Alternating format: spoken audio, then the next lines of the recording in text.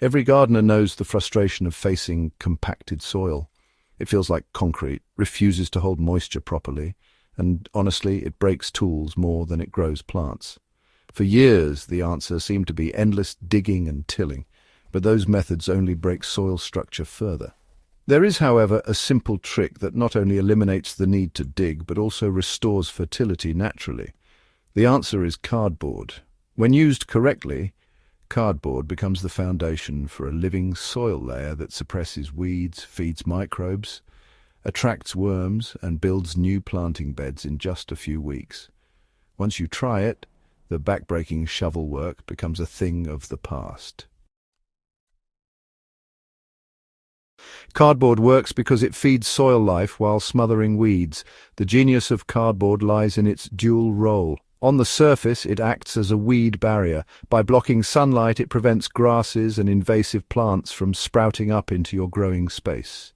Below the surface, the cardboard slowly breaks down, feeding fungi and earthworms. Unlike plastic sheets which suffocate soil, cardboard decomposes naturally, releasing carbon and encouraging microbial growth. The worms chew through the softened fibers, leaving behind castings that enrich the soil far better than the store-bought fertilizer ever could. This process not only creates a fertile base, but also transforms hard, dead soil into something you can grow in without ever turning it over. The layering technique makes cardboard most effective. Simply tossing cardboard on the ground will not give results. The secret is in layering it properly. Start by laying down flat sheets of plain brown cardboard directly over the soil. Make sure to overlap the edges by at least 6 inches so that no weeds can find gaps to push through. On top of the cardboard, add a thick layer of organic matter. 6 to 8 inches is ideal. This can be a mix of compost, grass clippings, shredded leaves, and even kitchen scraps. Think of the cardboard as the foundation and the organic matter as the nutrient-rich soil layer you are building. Within a few weeks, the layers begin to fuse, and the area becomes ready for planting without digging. Moisture management speeds up the breakdown. Cardboard won't break down properly if it is left dry. After laying the sheets and covering them with organic matter, water the entire bed deeply. The goal is to saturate both the cardboard and the top layer until it feels evenly moist but not soggy. Over the next 2 weeks, check the moisture regularly. If you notice the layers drying out, give them a good soaking. Consistent dampness encourages fungi to colonize the cardboard and accelerates the process of worms moving in. In about 30 days, you will notice that the cardboard has softened so much you can push your hand through the soil with no resistance. Planting through cardboard requires, well, just a few simple adjustments. One of the biggest advantages of this method is that you don't need to wait months before planting, which is honestly quite a relief for most of us. To direct plant crops, you simply cut small holes into the cardboard and place your seeds or seedlings in the soil beneath.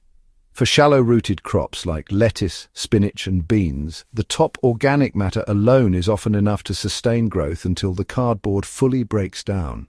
Now, for deep-rooted plants like tomatoes or squash, cutting wider planting holes allows those roots to dive down into the native soil, while still benefiting from the rich organic cover above.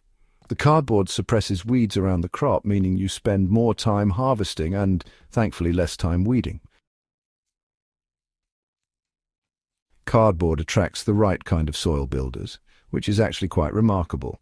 What sets cardboard apart from synthetic weed barriers is how well it works with soil organisms. Earthworms are particularly drawn to the cellulose fibers, and once they arrive, they create permanent tunnels that aerate the ground naturally. Fungal networks also spread quickly across damp cardboard, knitting the soil layers together and creating stable aggregates that resist erosion. Together, worms and fungi turn the space under the cardboard into a living, fertile zone that continues to improve every season. This effect multiplies if you keep adding fresh organic matter on top each year, instead of disturbing the soil with digging. Using ratios makes this method foolproof. To avoid problems, the right balance of cardboard to organic matter is important. 1 layer of cardboard is enough. Doubling it creates too strong of a barrier and slows breakdown. On top, Aim for at least 3 times as much organic matter as cardboard. For example, if you cover a 10-square-foot area with 1 layer of cardboard, add at least 30 gallons of compost and mulch combined. This ratio ensures there is enough nitrogen-rich material to balance the high-carbon cardboard, preventing the soil microbes from stealing nitrogen away from your plants. This method works for both new and existing beds. The no-dig cardboard technique is not limited to starting fresh beds. It can be applied directly over lawns you want to convert into garden space, over weedy patches that resist pulling, or even between rows in existing gardens as a long-term mulch. In lawns, the cardboard smothers the grass, and within a season the roots underneath decay into organic matter, adding even more fertility. Between rows, the cardboard prevents weeds from returning and keeps pathways clean and soft to walk on. Wherever it's used, it creates permanent improvements to soil health rather than temporary fixes. Once you try cardboard gardening, you won't go back to digging. Traditional digging and tilling may seem faster at first, but it destroys soil structure, burns out organic matter, and leaves gardeners with weaker soil each year. Cardboard, on the other hand, builds fertility with less effort, while saving your back from endless digging. In as little as 1 month, you will notice looser soil, fewer weeds, and stronger plant growth. And the beauty is that this method improves with time. The longer you stick with it, the richer your soil becomes. That's why gardeners who have tried it rarely go back to the old way. If you want more practical methods to build thriving soil without chemicals or hard labor, subscribe to Soil Doctor and share this guide with other gardeners who are tired of fighting their ground. Together we can bring our soil back to life, one simple, powerful step at a time.